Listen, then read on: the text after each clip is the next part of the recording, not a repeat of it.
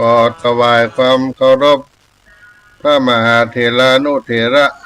ครูบาอาจารย์เจ้าทั้งหลายทุกตนทุกองค์ขอเจริญสุขเจริญธรรม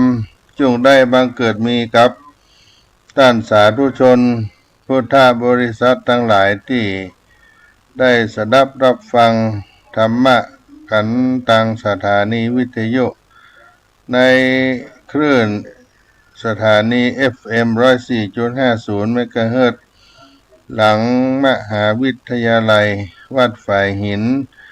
ตำบลสุเทพอำเภอเมืองจังหวัดเชียงใหม่วันนี้เป็นวันเดือนสี่เหนือออก5 ค่ำเป็นวันที่3 มกราคมพุทธศักราช2568ก็มาเป็นวันสุดท้ายสัปดาห์ของต้นปีใหม่แก้ว2568ญาติโยมทั้งหลายที่ได้เดินทางกันกับบ้านกับเฮือนภูมิลำเนาไปหาคุณพ่อคุณแม่ไปหาปู่ย่าตายายปู่อุ้ยแม่หม่อนไปหาครอบครัวก็คงทยอยกลับกันไปทำการทำงานที่เปิ้นมีหน้าที่การงานบางท่านก็อยู่กับบ้านกับเมืองอยู่กับครอบกับครัวก็ได้ทำกิจกรรมกันที่มีความสุขในครอบในครัวได้อยู่กินข้าวกินน้ำเฉลิมฉลองปีใหม่กับครอบครัวแล้วก็อาจจะไปแสวงบุญไหว้พระนบธรรมตามวัดวาอารามต่างๆที่อยู่ในหมู่บ้านในตำบลในอำเภอในจังหวัดโดยเฉพาะภาคเหนือก็มาแสวงบุญโดยมาท่องเที่ยวเป็นวันหยุดวันพักวันผ่อนที่นครเชียงใหม่ของเรานี่ก็มีมหาชนหลายจังหวัดหลายที่หลายบ้านบ่ว่าชาวไทยชาวต่างประเทศได้มานมัสการพระบรมธาตุเจ้าดอยสุเทพได้มากราบไหว้อนุสาวรีย์ครูบาเจ้าสลีวิจัยไปไหว้พระสำคัญในเมืองเชียงใหม่วัดพระสิงห์วรมหาวิหารวัดเจดีย์หลวงวัดเชียงมั่นเชียงยืนวัดที่เป็นมงคลหมื่นเงินกองดวงดีนี่ก็ถือว่าได้ไปกราบนอกจากนั้นแล้วก็ยังมีอนุสาวรีย์พระมหากษัตริย์เจ้าผู้ครองแผ่นดินล้านนา3 กษัตริย์ที่กลางเวียงเชียงใหม่ติดกับวัดสายดือเมืองอินตะขินในกลางเวียงเชียงใหม่ก็ได้ผ่านพ้นไปได้ทำบุญได้ท่องเที่ยวก็มีความสุขบางท่านก็อาจจะกำลังจะกลับเดินทางกลับกันก็ขอให้เดินทางกลับไปที่ใดก็ตามที่ทำงานที่ได้พักได้อาศัยก็ขอให้เดินทางไปโดยสวัสดิภาพในช่วงวันขึ้นปีใหม่นี่ก็ขอให้มีความสุขไปตลอดปี2568การสิ้นสุดปีใหม่ถ้าเป็นธรรมะพูดถึงธรรมะเนาะปีใหม่ก็มีธรรมะเอามาปานมาฝากจากบัณฑิตนักปราชญ์เพิ่นได้ก้อนไกเอาไว้ว่าปีใหม่จะมีความสุขถ้าเฮารู้จักธรรมะเอามาใจให้เกิดประโยชน์ปีเก่าไปก็บอกกูดบายแก่ตัณหาปีใหม่มาฮือฉันทะพาเดินหน้าไปทันทีตอนนี้ปีใหม่เฮาท่านทั้งหลายก็ทรงปีเก่าผ่านไปรับปีใหม่เป็นการใหญ่มีงานมีการแสดงสนุกสนานบันเทิงไปกันทั่วบ้านทั่วเมืองคนที่ท่องเที่ยวไปในการงานดูกิจกรรมที่เป็นความสนุกสนานก็บอกว่ามีความสุข มีความสุขก็เพราะเขาชอบเขาต้องการผู้กันสั้นๆมีความหม่นความงวนอยากจะไปเที่ยวไปเอี่ยวกันนั่นเองก็มีความอยากมีความปรารถนาแล้วการไปเอี่ยวไปม่วนไปดูกิจกรรมก็ถือว่าเป็นสนองในอารมณ์ความอยากความปรารถนาสมความปรารถนาไปแล้วก็มีความสุขทีนี้ถ้าเรามาพูดถึงจุดสำคัญที่จะต้องกล่าวในโดยธรรมะความอยากความปรารถนานั้นมีสองอย่างสองชนิดญาติโยมอันที่หนึ่งความอยากปรารถนาให้ตัวได้มีความสุขในตัวเขามีความเด่นความโก้ใหญ่โตฉะนั้นนี้บางก็เรียกว่าความอยากที่เป็นในเรื่องของตัณหาอย่างที่สองความอยากปรารถนาให้คนให้ทรัพย์นั้นๆอยู่ในภาวะที่ดีที่งามที่ล้ำเลิศสมบูรณ์มีความสุขแล้วก็อยากทำให้มันดีมันงามเขามีความสุขอย่างนั้นถ้าอย่างยังบ่ดีบ่งามก็อยากแก้ไขหายบกพร่องหมดปัญหาเช่นอยากให้บ้านเฮาที่มันรกรุงรังด้วยหญ้าด้วยสิ่งต่างๆให้สะอาดสะอ้านกิ่งไม้ก็ต้นไม้วัชพืชมันขึ้นแล้วเราอยากให้มันสะอาดสะอ้านบ่รกรุงรังให้มันเป็นระเบียบเรียบร้อยแล้วก็อยากให้คนที่เปิ้นบ่สบายเจ็บไข้ได้ป่วยหายโรคภัยไข้เจ็บอยากให้มีสุขภาพดีมีความสุขความอยากเช่นนี้เราก็เรียกว่าฉันทะมีอยู่สองอย่างอย่างแรกที่กล่าวด้วยตัณหาก็สังเกตด้วยว่ายากก็คือความอยากความปรารถนาที่มุ่งมาเพื่อตัวมาเพื่อตัวที่มีชื่อเรียกอีกอย่างหนึ่งว่ามะมังการตัณหาต่อสร้างของกูเพื่อกูขึ้นมาเช่นจะขึ้นปีใหม่แต่ก่อนทำกิจกรรมเฉลิมฉลองตั้งวงสุรายาเมาตั้งวงการพนันสนุกสนานต่างๆที่จะได้เสพได้เกิดบำรุงบำเรอตัวหรือไม่ก็คือตัวได้หันเขาได้ฆ่าสัตว์ตัดชีวิตมาทำร้ายได้บาดเจ็บได้เป็นได้ตายความอยากประมาณนี้ก็เป็นอกุศลที่ดีที่งามเพื่อความเป็นสุขมั่นคงสมบูรณ์ของคนของทรัพย์ของสิ่งนั้นๆของงานนั้นๆเองแล้วก็อยากให้เขาได้มีความดีงามล้ำเลิศสมบูรณ์ด้วยอย่างนั้นๆฉันทะที่สำคัญนักคนไทยลืมกันไปแทบหมดสิ้นจำกันได้แต่ตัณหาก็เลยนัวเนียนุงนังอยู่กับเรื่องบ่เป็นเรื่องของจิตคิดติดใจอยู่กับเรื่องจะเลิกจะละแต่เรื่องที่จะทำที่จะเดินหน้าที่จะต้องเอาจริงก็บ่ได้กึดได้เติงหาหู้จักความอยากที่เป็นกุศลฉันทะนี้สำคัญนักเป็นตัวเริ่มต้นพระสัมมาสัมพุทธเจ้าได้ตรัสไว้ว่าธรรมะทั้งปวงมีฉันทะเป็นมูลเป็นฉันทะคือความอยากอันนี้เป็นต้นทางเป็นที่ตั้งต้นเป็นจุดเริ่มของกุศลธรรมธรรมะทั้งปวงมีฉันทะเป็นมูลก็คือฉันทะความอยากอันนี้เป็นต้นทางเป็นที่ตั้งต้นจุดเริ่มของกุศลธรรมความดีงามทั้งปวงธรรมะที่อู้กันมาแล้วมากมายว่าดีกันไปอย่างนั้นอย่างนี้ก็ดีจริงๆแต่ถ้าคนไม่มีฉันทะ ธรรมะที่ว่าดีๆทั้งหลายก็ดีอยู่อย่างนั้น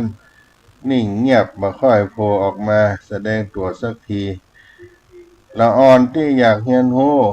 ก็คือมีฉันทะพอก็จึงยอมฝืนก็เกิดตัณหาเกิดขึ้นแน่นอนลุกไปกวาดไปเจ็ดด้วยตัณหาที่อยากจะได้รางวัลถ้ามีเมตตาอยากให้ละอ่อนอยากให้ลูกหลานอยากให้ละอ่อนนั้นอยากให้ลูกให้หลานนั้นเป็นคนดีมีความเจริญงอกงามพอมีเมตตาก็ต้องเอาใจใส่พยายามปลูกให้เขามีฉันทะเช่นได้บอกได้จี้ให้ละอ่อนดูต้นไม้ก็ก็จ๋าครับละอ่อนให้หันต้นไม้ต้นนี้มีดอกมีใบสวยสดงดงามมาเหี่ยวมาแห้งมาเป็นสิ่งที่ดีเดินผ่านสนามหญ้าที่สดใสเขียวขจีสะอาดเรียบร้อยก็ชวนให้เขาชื่นชมความสะอาดเรียบร้อยพอหันอย่างที่มีเรื่องเก่าก็เล่าเรื่องราวความเป็นมาให้เขาฟังเราอยากรู้ใฝ่เฮียนอย่างนี้มันนั้นนักฉันทะก็จะมาจ่ออยู่กับลูกกับหลานละอ่อนแล่ตัณหาก็จะค่อยห่างออกไปเมตตากรุณามุทิตาอุเบกขาคนไทยฮู้จักดีอู้กันบ่อยต้านฮู้รักว่าฉันทะนี้เป็นต้นทางที่ออกมาแสดงตัวเป็นธรรมะเหล่านี้เขามาดูฉันทะออกมาแสดงต่อคนเป็นสีด้านก็คือฉันทะปรารถนาดีอยากทำให้เขาได้ประโยชน์มีความสุขเรียกว่าเมตตาฉันทะปรารถนาดีอยากทำให้เขาหลอดพ้นทุกข์ภัยเป็นกรุณาฉันทะปรารถนาอยากทำให้เขาเจริญดีมีสุขยิ่งขึ้นก็เป็นมุทิตาฉันทะปรารถนาดีอยากทำให้เขาอยู่ในธรรมในความถูกต้องให้เขาบรรละเมิดธรรมมาทำความผิดทุจริตเสียหายก็เรียกว่าอุเบกขาฉันทะได้แสดงออกต่อคนเป็นสีด้านดังนี้นี่ก็เป็นตัวอย่างให้เข้าใจว่าถ้าทำให้มีฉันทะขึ้นมาได้แล้วธรรมะข้อย่อยข้อใหญ่มากมายจะพรั่งพรูตามมาบ่ยากบ่ซ้ำไปเลยการอย่างเลิศ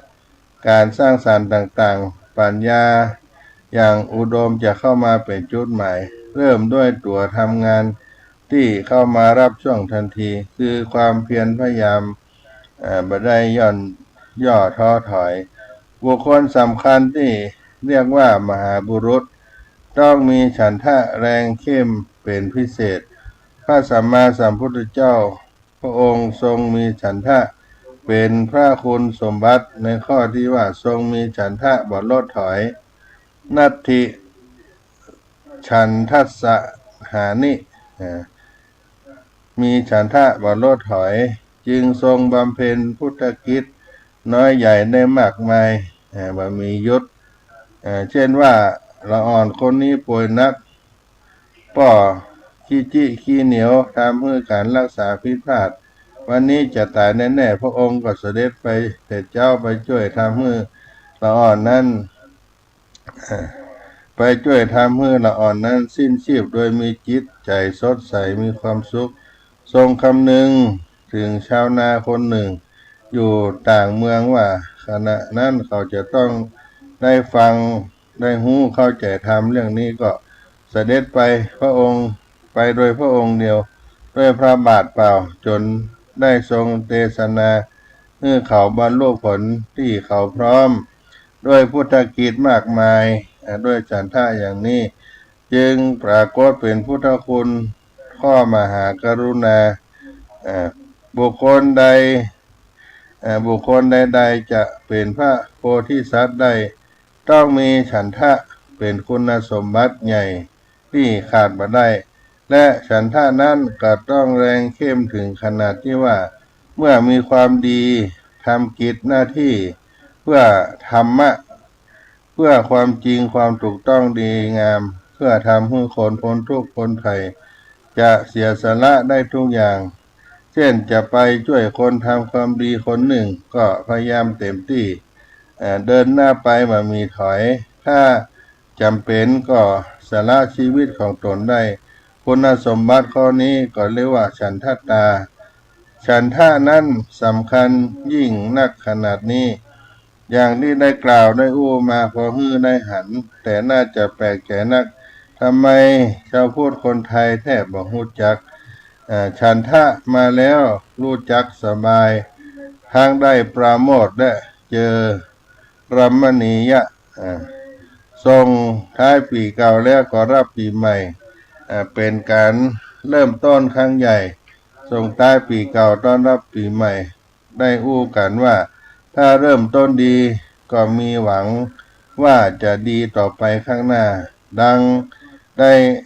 หันกันชาติว่าจะออกเดินทางถ้าตั้งต้นเข้าทางถูกแล้วก็หวังได้ว่าจะได้ไปถึงจุดหมายจะเริ่มต้นปีใหม่เมื่อมีความสุขก็ไม่ใช่สุขวันเดียวแต่ฮื้อสุขต่อไปและถ้าจะฮื้อดีก็สุขตลอดปีแล้วก็สุขตลอดไปคนอยากได้อยากมีความสุขบอกแล้วว่าความสุขมาจากการได้สนองความอยาก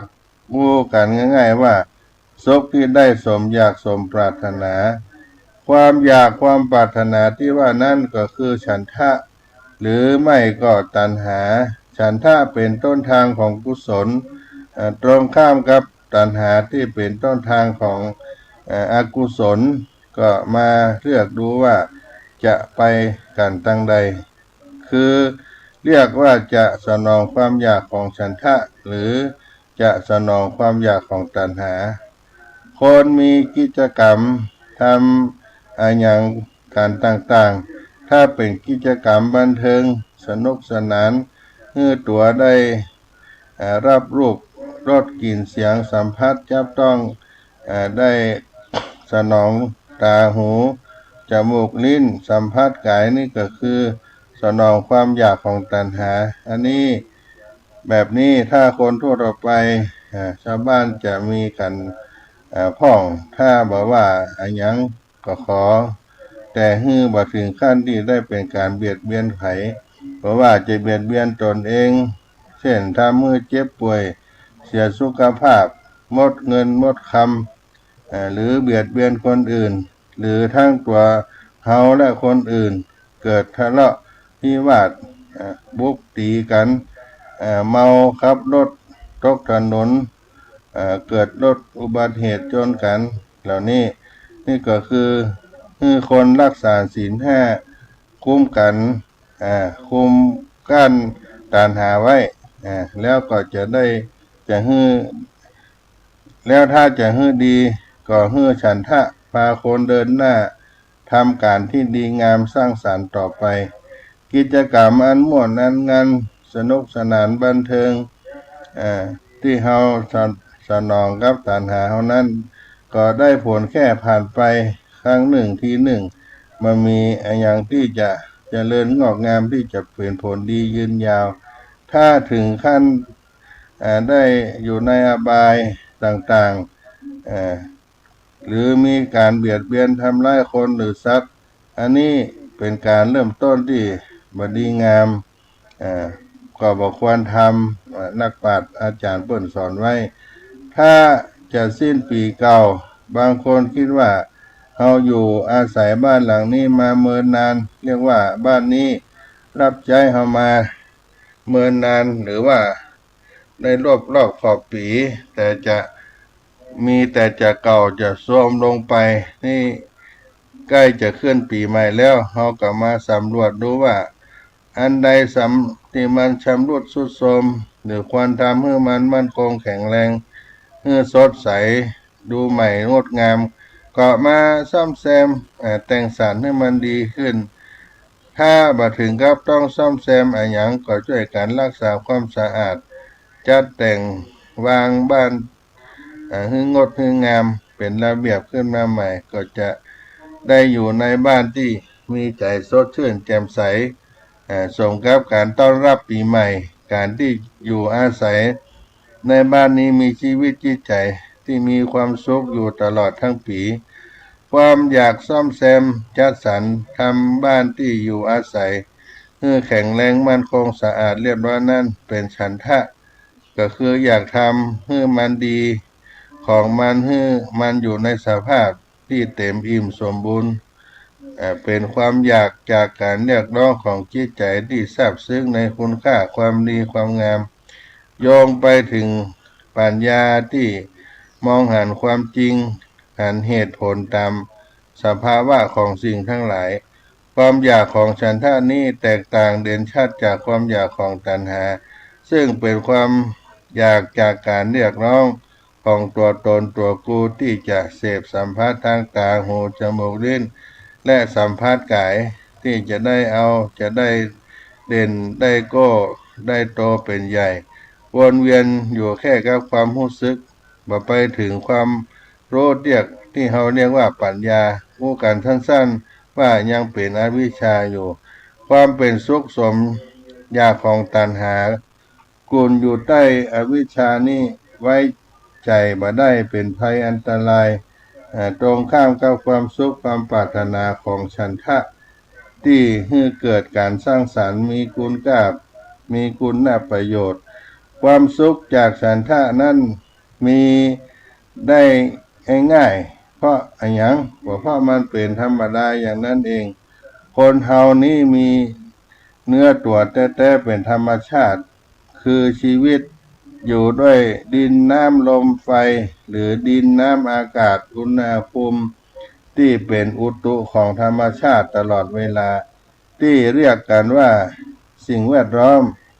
มันไม่ใช่แค่แวดล้อมแต่มันอยู่ข้างในตัวเป็นเนื้อเป็นตัวของเราถ้าธรรมชาติอยู่ดีก็เป็นสภาพเกื้อกูลให้ชีวิตอยู่ดีเป็นสุขได้อย่างพระอรหันต์ทำไมจึงมีความสุขทุกเวลาอย่างที่บันทึกในพระไตรปิฎกได้กล่าวในคัมภีร์ต่อมาพระอรหันต์เดินไปในป่าแดนภูเขาอยู่ในถ้ำนั่งบนหน้าผาใจมีความสุขเปล่งออกมาเป็นคาถาเช่นว่าโคนเขา สีท่ามืนดุจเมฆงามเด่นมีทานน้ำเย็นใสสะอาดดาลดาษด้วยผืนหญ้าแผ่คลุมมีสีเหมือนแมลงค่อมทองทินคูนเขาทำใจเราให้รื่นรมพื้นภูผาหน้ารื่นรมชุ่มฉ่ำด้วยน้ำฝนเป็นที่อยู่อาศัยแห่งเหล่าฤาษี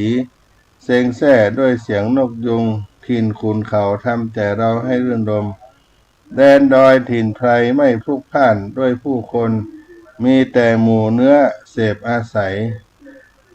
ดื่นดาไปด้วยหมู่นกนานาหลากหลายถิ่นคูนเขาทำใจให้เรารื่นรมข้างในจิตแจ่มใสมันมีเรื่องราวข้างคาฝุ่นข้องเป็นฝุ่นควันของความคิดมาปิดกั้น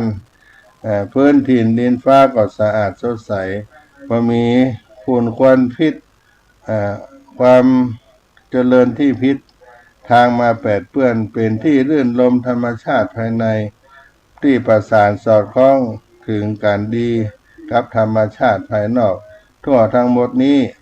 เป็นความสุขง่ายๆที่ทุกคนควรมีเป็นพื้นฐานของชีวิตสภาพพื้นถิ่นดินน้ำฟ้าอากาศสิ่งแวดล้อมที่สะอาดร้อนเย็น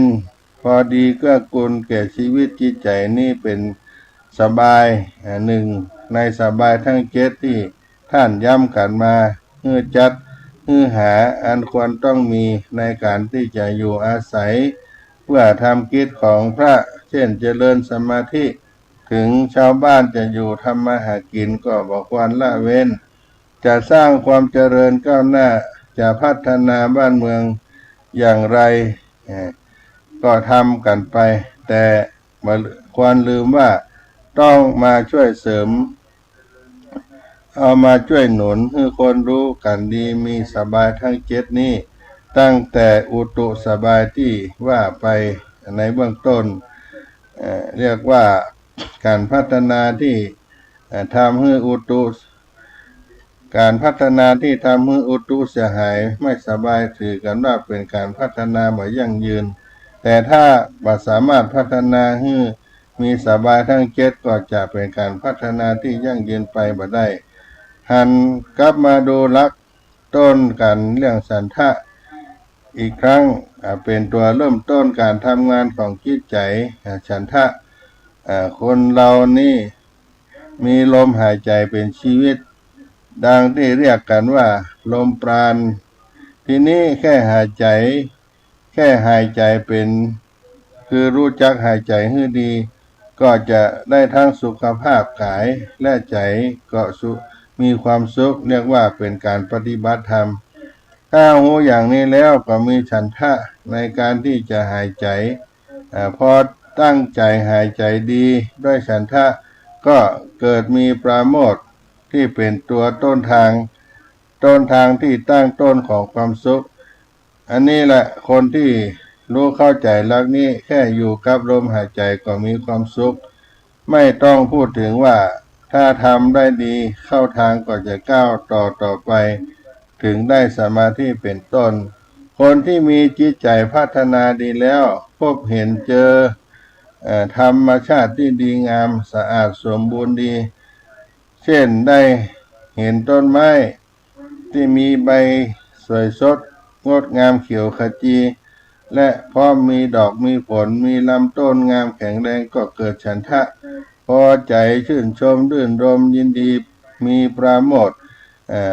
เมื่อเห็นต้นไม้นั้นงามสมบูรณ์เป็นปกติอยู่คนที่มีฉันทะ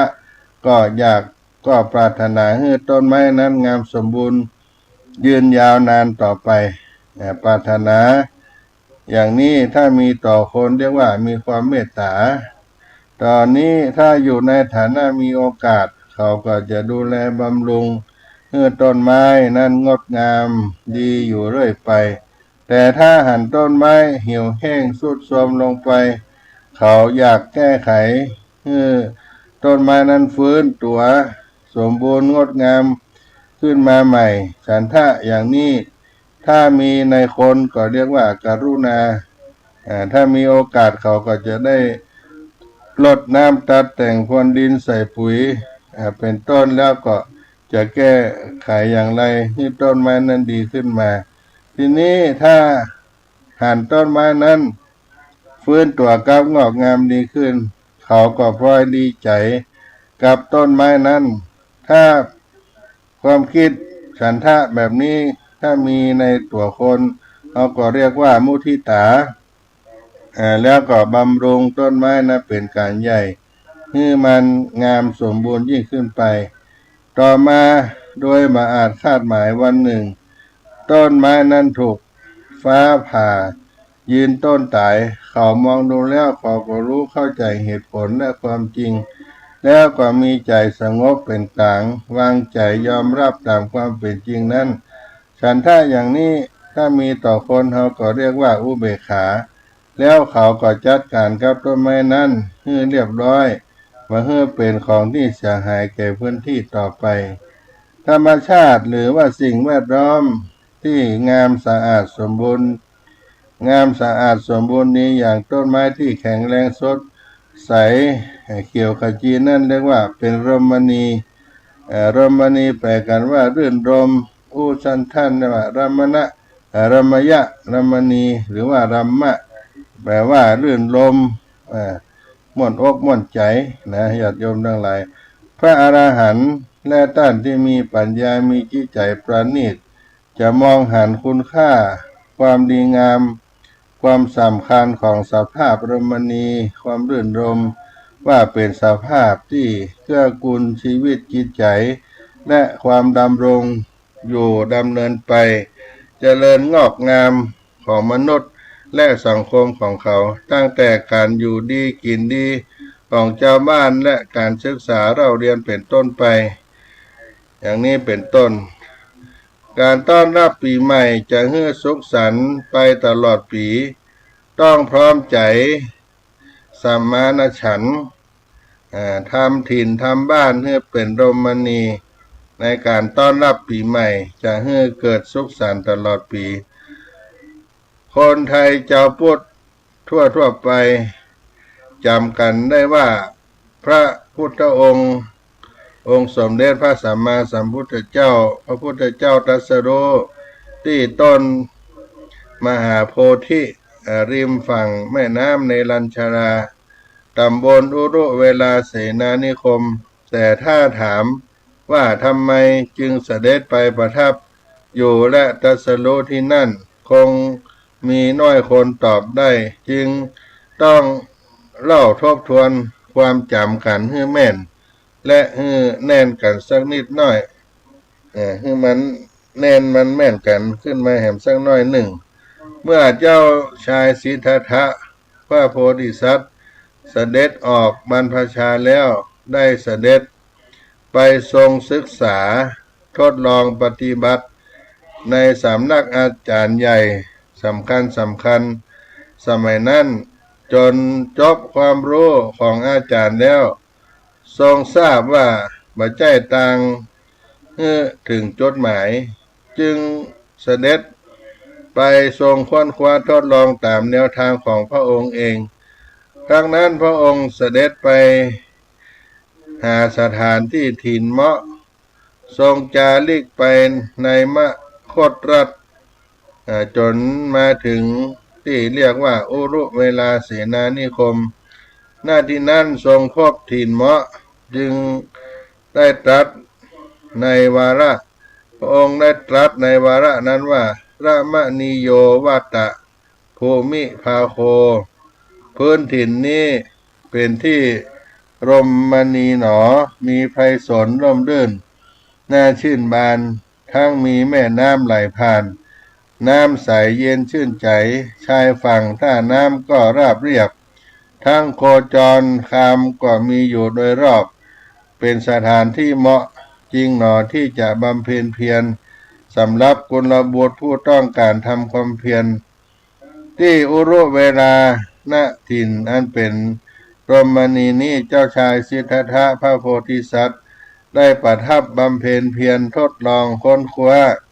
ปฏิบัติอยู่นานถึง6 ปีในที่สุดก็ได้ตรัสรู้ที่ต้นมหาโพธิ์ริมฝั่งแม่น้ำเนรัญชาราจึงถือว่าถิ่นรมณีที่อุรุเวลาเสนานิคมริมฝั่งแม่น้ำเนรัญชารานี้เป็นที่ตั้งต้นของพระพุทธศาสนา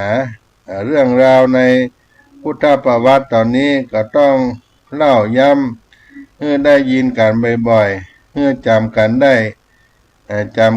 แม่นว่าถิ่นรมณีเป็นที่ตั้งต้นของพระพุทธศาสนาและก็ควรจำคำตรัสข้างนั้นไว้ด้วยที่ว่าระมณีโยวัตตะภูมิภาโคถิ่นนี้เป็นที่รมณีหนอพระพุทธเจ้าก่อนจะตรัสรู้ทรงแสวงหาถิ่นรมณีเป็นสถานที่เหมาะที่จะทรงบำเพ็ญเพียรแสดงว่าในการศึกษาค้นคว้าปฏิบัติธรรมพึงถือเป็นสำคัญที่จะต้องได้ถิ่นสถานเป็นที่ลื่นรมณีหลักข้อนี้เจ้าพุทธได้ถือเป็นคติสืบกันมาตั้งแต่พุทธกาลทีเดียวว่าถิ่นที่จะเป็นวัดต้องสร้างต้องจัดเป็นรมณีแต่แล้วผ่านการยาวนานกลายเป็นว่าได้ถือปฏิบัติกันมาแบบเคยชินแล้วโดยที่เราบ่รู้ตัวก็เรียนร่างจางไปจากสำนึกในใจแทบจะหายไปจึงควรต้องยกขึ้นมาย้ำเตือนกันให้มั่นแน่นว่าเฉพาะวัดเท่านั้นคติการทำถิ่นเพื่อเป็นรมณีนี่พุทธิกชนชาวบ้านก็ต้องถือเป็นสำคัญที่จะต้องจัดทำดูแลรักษาถิ่นที่อยู่อาศัยเพื่อเป็นรมณีเป็นเรื่องราวไว้ในคัมภีร์เ เป็นตำนานสำคัญที่ท่านสอนเพื่อเป็นแบบอย่างในการทำบุญขั้นพื้นฐานที่จะทำให้ชุมชนของหมู่บ้านอยู่กันอยู่ดีมีสุขและในเมืองไทยพระสงฆ์ก็นำมาสอนสั่งชาวบ้านสืบกันมาเพิ่งจะเลือนลางจางลืมกันไปเมื่อค่อนศตวรรษนี้มาเองเรื่องที่ว่านั่นมาในตำนานพระอินทร์มักพ่วงมากับการเทศเรื่องวัฏบทเจ็ดของพระอินทร์เป็นเรื่องของกลุ่มหนุ่มดาวดึงซึ่งมีน้ำใจสมานฉันท์พากันบำเพ็ญประโยชน์ทำหมู่บ้านถิ่นอยู่อาศัยให้อุดมสมบูรณ์ทั้งธรรมชาติงดงามรื่นรมและถิ่นคนก็สะอาดเรียบร้อยสะดวกปลอดภัยเรียกว่าเป็นรมณีที่น่าชื่นชมภูมิใจของชุมชนคนในถิ่นเป็นการทำบุญพื้นฐานที่เป็นการทำให้คนมีความสุขเรื่องพระอินทร์และเรื่องกลุ่มหนุ่มดาวดึงมีมาฆมานพเป็นหัวหน้าที่ทำบุญด้วยการทำถิ่นเป็นรมณีนั่นคนไทยเคยรู้กันดีและมีความสำคัญในวัฒนธรรมไทย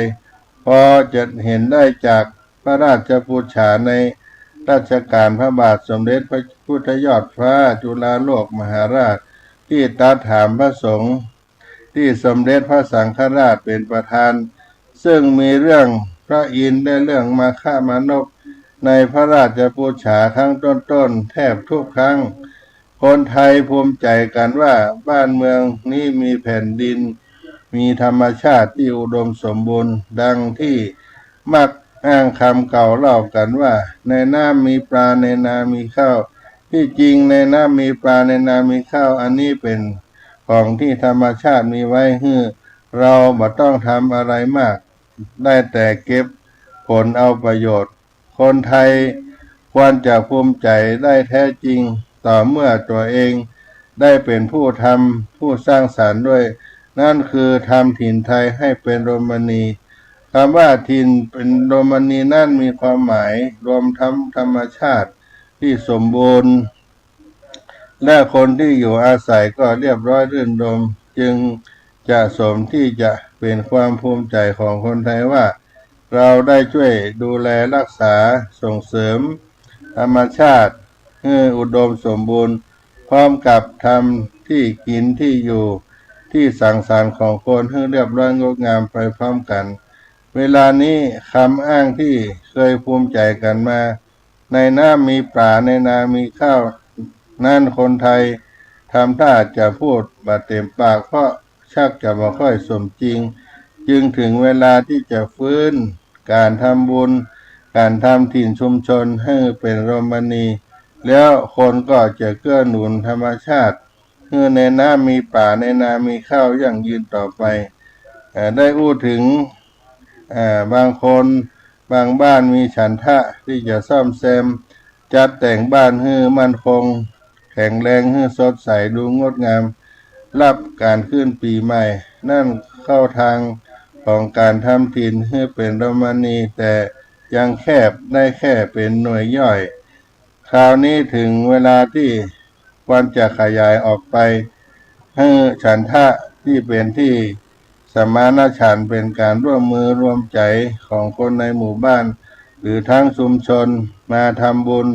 รับปีใหม่ร่วมกันด้วยการทำถิ่นไทยให้รื่นรมในประเพณีพระพุทธศาสนาถือการมีถิ่นโรมณีเป็นเรื่องสำคัญมีหลักบอกไว้ในคัมภีร์รู้จักองค์ประกอบเรียกว่าสมบัติสี่ของถิ่นโรมณีคือมีน้ำอุดมมีน้ำอุดมพร้อมร่มพฤกษางามตาหน้าเดินงามตาหน้าเดินดูทัศนีไม่มีคนร้ายได้เสวนาคนดีมีทางไปไม่ลำบากให้ถึงโดยสวัสดีโดยเฉพาะที่สำคัญเป็นแกนขาดมาได้ก็คือข้อหนึ่งที่ว่าพร้อมด้วยร่มไม้สายน้ำคืออุดมด้วยพืชพันธุ์ต้นไม้ใหญ่น้อยมีแหล่งน้ำบึงบ่อสระนาทีพร้อมบริบูรณ์ปีหนึ่งเมื่อใกล้จะถึงปีใหม่ก็คือสัญญาณบอกคนในหมู่บ้านในชุมชน สามัคคีรวมฉันทะเป็นสมานฉันท์ร่วมแรงร่วมใจคำถิ่นอาศัยให้ความเป็นโรมานีที่งดงามเลื่อนลมสดใสพื้นที่เขาได้ฟื้นขึ้นมารับปีใหม่เริ่มต้นปีใหม่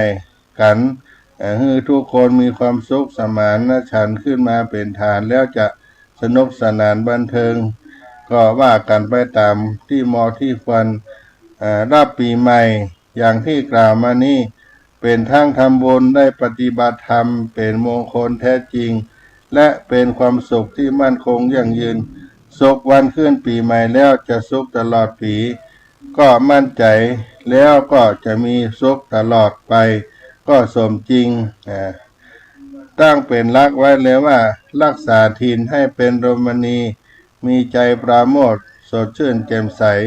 และให้ฉันทะมานำที่จะทำทุกอย่างให้งามดีแล้วก็จะใหม่ไปตลอดปีมีความสุขตลอดไปในวันขึ้นปีใหม่ก็ได้นำเอาธรรมะ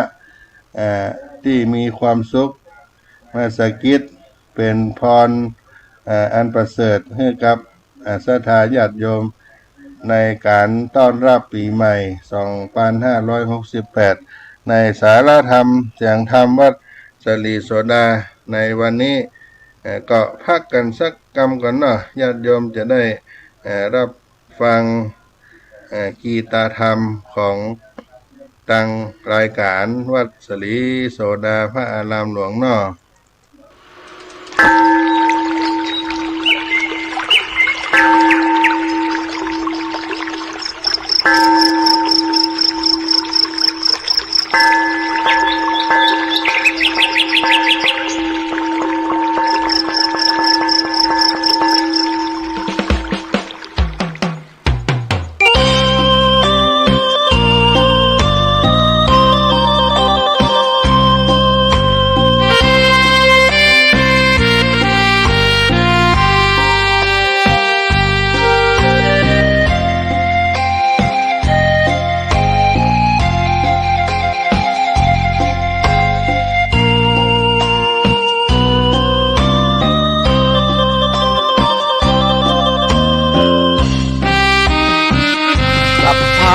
ทานังธรรมะทานังชินาติภาษาบาลีที่พุทธองค์ท่านทรงตรัสสอนการให้ธรรมะชนะการให้จงได้สังวรให้ทราบภายในชะล้างจิตใจให้คำสั่งสอนธรรมะจะช่วยกัดกร่อนนิวรณ์จะได้เบาบางสัพพะทานังธรรมะทานังชินาติได้ฟังคำนี้ท่านทรงบ่งชี้หนึ่งไม่มีสองให้ทำเป็นทานสารต่อปัญญานำพาแสงส่องแสงธรรมชี้นำถูกต้องรับรองท่านต้องสุขใจ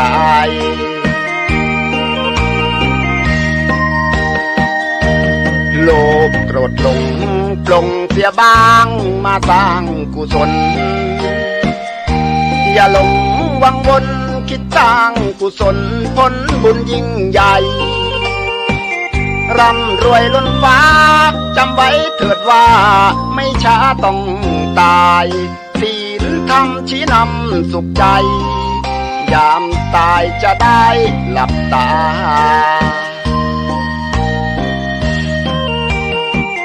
สัพพะทานังธรรมะทานังชินาติได้ฟังเพลงนี้เชิญเถิดน้องพี่อย่าได้รอช้าให้ทำเป็นทานสารต่อกุศลผลเวทนาชาตินี้หรือว่าชาติหน้าเกิดมาดวงตาเห็นธรรม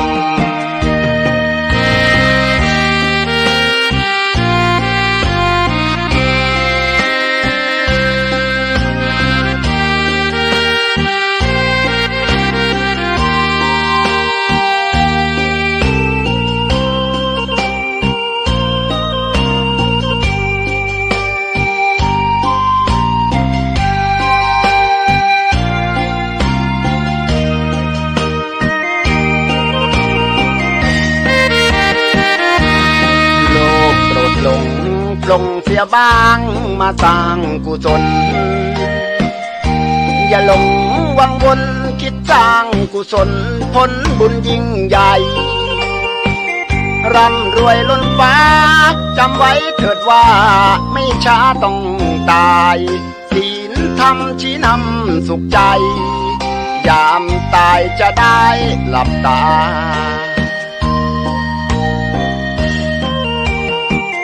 สัพพะทานังธรรมะทานังชินาติได้ฟังเพลงนี้เชิญเถิดน้องพี่อย่าได้รอช้าให้ทำเป็นทานสานต่อกุศลผลเวทนาชาตินี้หรือว่าชาติหน้าเกิดมาดวงตาเห็นธรรม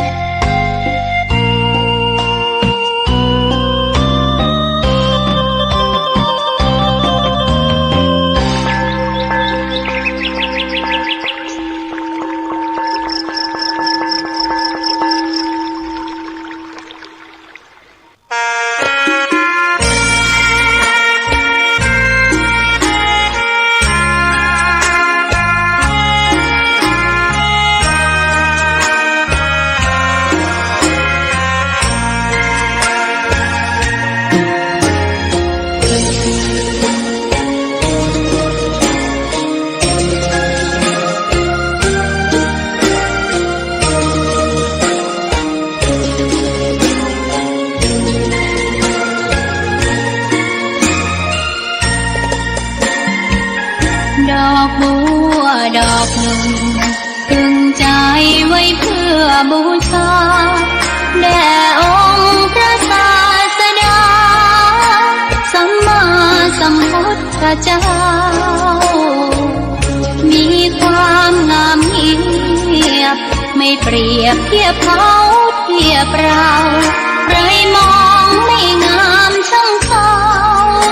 แต่เจ้าก็คือดอกบัวด้วยความสัตย์ซื่อยึดถือความดีเป็นหลักใครรักไม่รักก็ไม่จมปลักมองมัวเมื่อโผล่พ้นน้ำก็เห็นความงามในตัวไม่ยึดติดในตมชั่วขอเป็นดอกบัวดอกดีใครไม่มองว่าบัวงามเด่นแต่บัวก็เป็นดอกบัวทุกวันอย่างนี้ไม่อยากเด่นดังแต่มุ่งหวังในทางเด่นดีเกิดมาเพื่อสร้างบารมีถวายชีพนี้บูชาดอกบัวดอกน้อยเฝ้าคอยคนที่ใจบุญมาโอบเอื้อเกื้อกูลรู้ค่าของบุญเก็บบัวขึ้นมาเพื่อสร้างความดีและสร้างบารมีดังว่าใช้ดอกบัวนี้บูชาพระสัมมาสัมพุทธองค์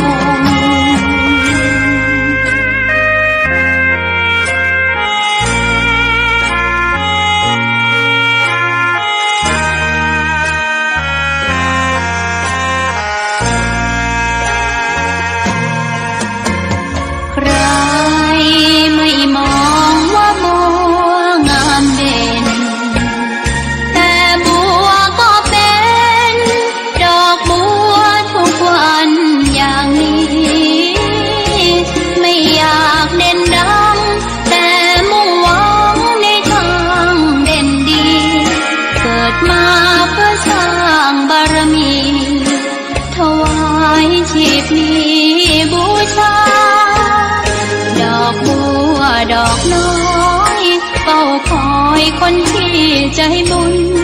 มาโอบเอื้อเกื้อกูลรู้ค่าของบุญเก็บบัวขึ้นมาเพื่อสร้างความดีและสร้างบารมีดังว่าใช้ดอกบัวนี้บูชาพระสัมมาสัมพุทธองค์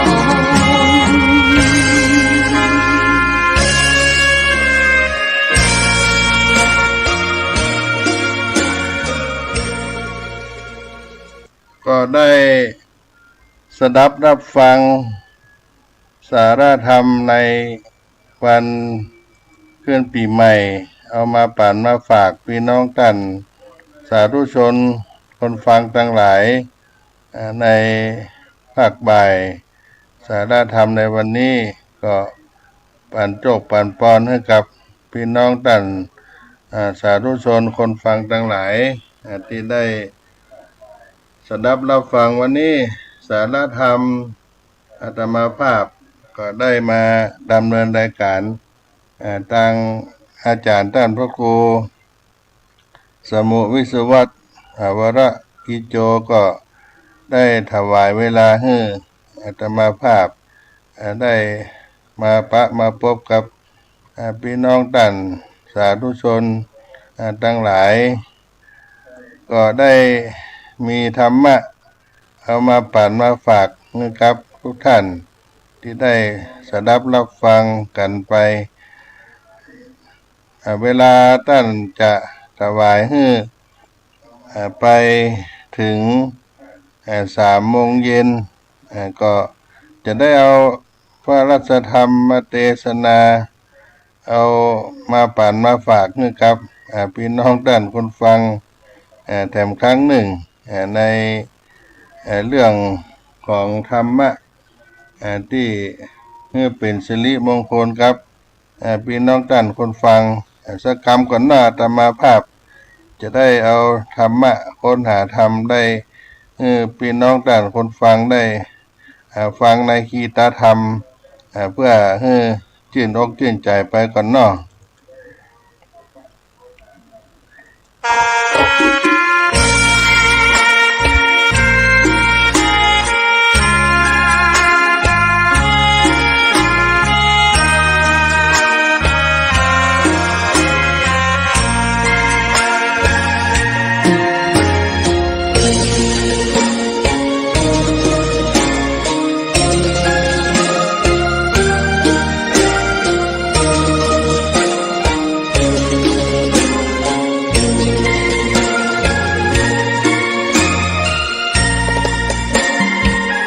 ดอกบัวดอกหนึ่งตึงใจไว้เพื่อบูชาแด่องค์พระศาสดาสัมมาสัมพุทธเจ้ามีความงามเงียบไม่เปรียบเทียบเขาเทียบเราใครมองไม่งามช่างเศร้าแต่เจ้าก็คือดอกบัวด้วยความสัตย์ซื่อยึดถือความดีเป็นหลักใครรักไม่รักก็ไม่จมปลักมองมัวเมื่อโผล่พ้นน้ำก็เห็นความงามในตัวไม่ยึดติดในตมชั่วขอเป็นดอกบัวดอกดีใครไม่มองว่าบัวงามเด่นแต่บัวก็เป็นดอกบัวทุกวันอย่างนี้ไม่อยากเด่นดังแต่มุ่งหวังในทางเด่นดีเกิดมาเพื่อสร้างบารมีถวายชีพนี้บูชาดอกบัวดอกน้อยเฝ้าคอยคนที่ใจบุญมาโอบเอื้อเกื้อกูลรู้ค่าของบุญเก็บบั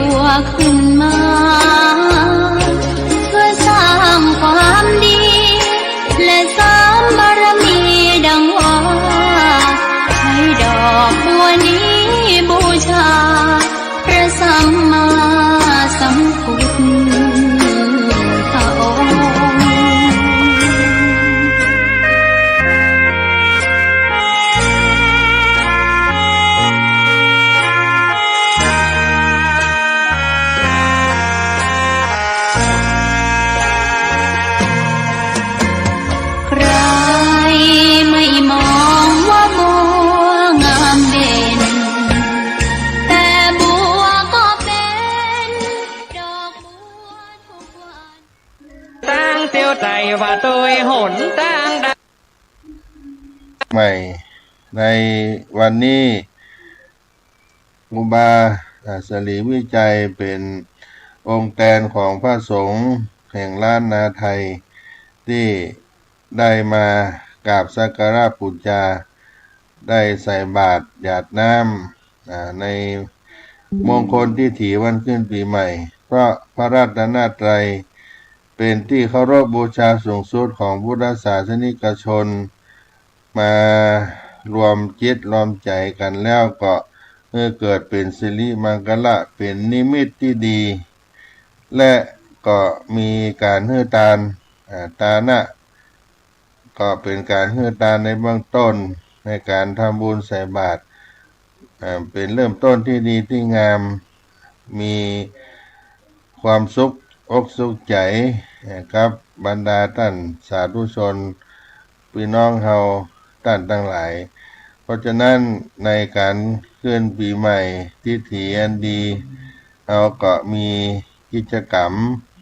ที่ดีที่งามบังเกิดขึ้นเป็นมังคละเป็นมงคลกับตนกับตัวเฮาที่เฮาท่านทั้งหลายได้มาร่วมสร้างสิ่งที่เป็นมังคละในเป็นการทำบุญตักบาตรก็มีสิ่งที่เราได้ยึดถือได้เบื้องต้นสร้างบุญกุศลเอาไว้เป็นเสบียงบุญหนุนชีวิตให้เราได้เจอกับสิ่งที่ดีที่งามในชีวิตของเราโดยการฮื้อตานภัตตาหารเข้าป่าอาหารแก่พระเจ้าพระสงฆ์เรียกว่าทำบุญตักบาตรวันเริ่มต้นขึ้นปีใหม่1 มกราคม 2568 นั้นเราได้ขอพรจากบุพการีผู้ใหญ่ที่เราเคารพนับถือมี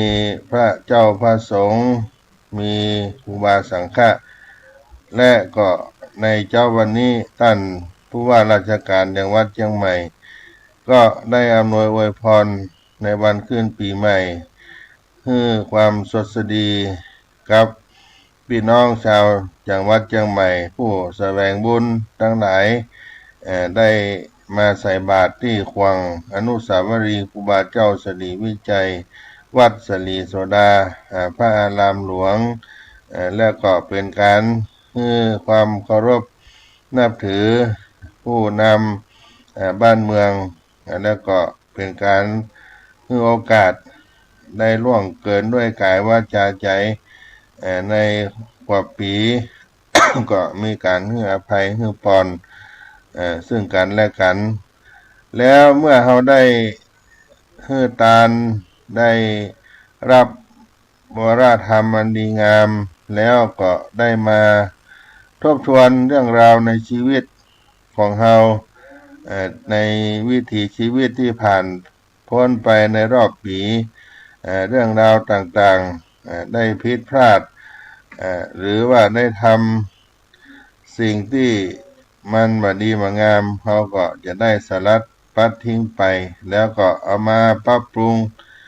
ในการเปลี่ยนแปลงในการดำเนินชีวิตในทิฏฐิวันขึ้นปีใหม่นี้ไปหน้าให้ได้เจริญรุ่งเรืองสืบไปนอกจากนั้นเราจะเห็นได้ว่าวันขึ้นปีใหม่นั้นเขาก็จะแต่งตัวเสื้อผ้าอาภรณ์ที่สดใสงดงามให้เป็นสิริมงคลในการเริ่มต้นชีวิตบ่ได้หม่นเล่าเศร้าหมองเป็นของขวัญปีใหม่ให้กับตัวเองได้ใส่ผ้าใหม่ความใหม่เอาฤกษ์เอาชัยได้รับสิ่งที่ดีที่งามเข้ามาในชีวิตในครอบครัวของเราตัวแล้วนอกจากนั้นเราก็ได้มีการวางแผนการใช้จ่ายในด้านปัจจัยเงินทองให้มีแผนการใช้จ่ายในตลอดปีให้มีการใช้จ่ายที่บ่ฟุ่มเฟือยใน การดำเนินชีวิตของเราแล้วก็จะได้เจริญรุ่งเรืองโดยมัธยัสถ์มีความพอเพียงในวิถีชีวิตในการประหยัดอดออมในการใช้จ่ายทรัพย์สินเงินทองของเรานอกจากนั้นแล้วญาติโยมทั้งหลายก็มาขอพรอันเป็นสิ่งศักดิ์สิทธิ์จากท่านเจ้าครูบาสลีวิจัยอันเป็นตนบุญแห่งล้านนาไทยที่เฮาเคารพศรัทธาและก็จะบ่ให้เฮานั้นได้พลังเผลอขาดสติในการดำเนินชีวิตไปตลอดปีได้อธิษฐานสำรวมในวาจาพูดดีคิดดีและทำดีกายวาจาใจเขาก็จะบริสุทธิ์งดเว้นจากกรรมอู้กรรมจาที่บดีมางามที่จะไปกระทบกับทางดอญาติมิตรเพื่อนร่วมข้างคนทำการทำงานด้วยกันถือว่ามันมาเป็นมงคลก็อู้ม่วนจาหวานอู้ดีจาดีได้นำพาชีวิตเราตลอดปีเป็นมงคลตลอดไปก็ไปกินข้าวกินน้ำข้าวป่าอาหารที่เป็นมังกรละบางท่านก็กินอาหารแกงมันนนตำมันนนกินข้าวป่าอาหารที่คือเป็นอุดมสมบูรณ์ในชีวิตเพื่อเอาเลิกเอาชัยในปีใหม่กับครอบครัวนี่ก็เป็นการนำพาชีวิตเพื่อเป็นสิริมงคลในการดำเนินชีวิตในวันเริ่มต้นขึ้นปีใหม่ของเราท่านทั้งหลายได้เวียนมาบรรจบครบรอบอีกวาระหนึ่งที่เราท่านทั้งหลายก็ได้ถือว่าเป็นเลิกเป็นมังกรเป็นมงคลสุนัขตังสุมังกลังสุปาพาตังสุหุติตังสุขโนจะสุมุหุโตจะสุญิทังพรหมจาริสุปตักขินังกายกัมมังวาจากัมมังปตักขินังปตักขินังมโนกัมมังปณิทีเตปตักขินาปตักขินานิกัตตวานะนาพันตเถปตักขิเนเวลาที่เราประพฤติชอบชื่อว่าเป็นเลิกดีมงคลดีสว่างดีรุ่งดีคณะดีคู่ดีบูชาดีแล้วในพรหมจารีบุคคลทั้งหลายกายกรรมเป็นประทักษิณวจีกรรมเป็นประทักษิณมโนกรรมเป็นประทักษิณความปรารถนาของท่านเป็นประทักษิณสัตว์ทั้งหลายทำกรรมอันเป็นประทักษิณแล้วย่อมได้ประโยชน์ทั้งหลายอันเป็นประทักษิณเป็นมังกรเป็นมงคลนี่ก็เป็นเลิกงามยามดีเกิดขึ้นครับพี่น้องเฮาท่านทั้งหลายก็ขออนุโมทนาส่วนบุญครับพุทธศาสนิกชนทุกท่านได้ร่วมกิจกรรมเป็นมังกรมงคลในทิถีวันขึ้นปีใหม่ที่ขวางอนุสาวรีย์ครูบาเจ้าสลีวิจัยวัดสลีโสดาพระอารามหลวงจังหวัดยังใหม่ในวันทิถีเลิกงามดีวันขึ้นปีใหม่และวันนี้อาตมาภาพก็ว่าจะได้นำเอารัศธรรมมาเทศนาอันเป็นมังกรเรียกว่าโลกวุฒิเอามาแสดงธรรมเพื่อให้เกิดความวุฒิความเจริญแก่พุทธศาสนิกชนที่ได้เริ่มต้นวิถีชีวิตวันใหม่เดือนใหม่ปีใหม่ในปี2568ที่มาถึงนี้ก็จะได้นำเอาพระราชธรรมมาเทศนาเอามาปั่นมาฝากพี่น้องท่านคนฟังทั้งหลายในลำดับนี้ไปก็ได้เชิญชวนมวลหมู่เราเจ้าข้าได้สดับรับฟังพระราชธรรมเทศนาโลกวุฒิความเจริญความเป็นสิริมงคลสืบต่อไปน้อ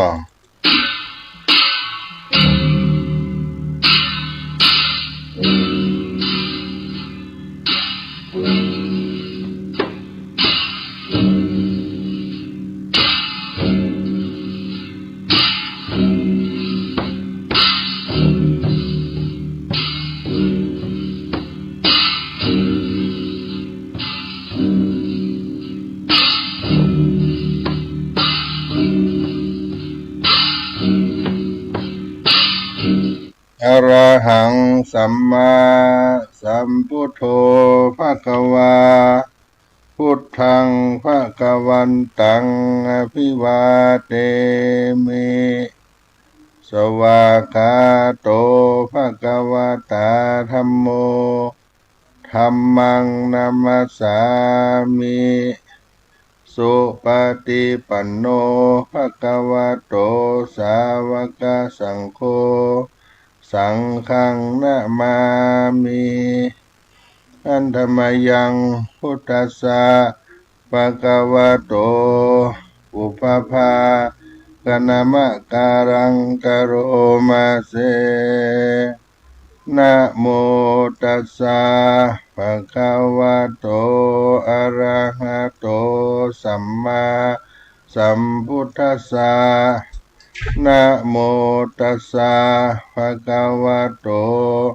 อะระหะโตสัมมาสัมพุทธัสสะนะโมตัสสะภะคะวะโตอะระหะโตสัมมาสัมพุทธัสสะ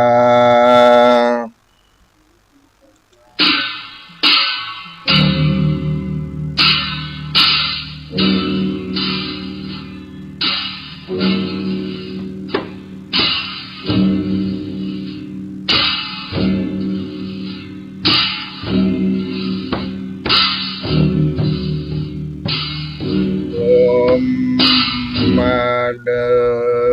ยมาอาพรหมตนสลัดเสด็จขึ้นธรรมัดแก้วและจองคำสมเด็จเลยพระคาตนฉลาดเสด็จขึ้นธรรมัดแก้วและจองคำวายหลังอาบเอิงดีมีรัศมีงามอยู่ยัวแย้มส่องไฟแก้มเพียบผิวคำผู้คาขอระบำธรรมจิมพระอยู่จองจ้องขอพระกายาเข่งคำขอเทศนาธรรมเทศขอรู้แจ้งเจตใจจงตาวันลงค่ำไปแล้วโซนี่เนี่ยแก้วก็มารับเขาโยกันทอนย่อพระนมก่อนกลมไก่เกลาขออาราธนาสวาธุเจ้าเทศนาธรรมอนุกรรมปิมังปะจังอาราธนังกโรมา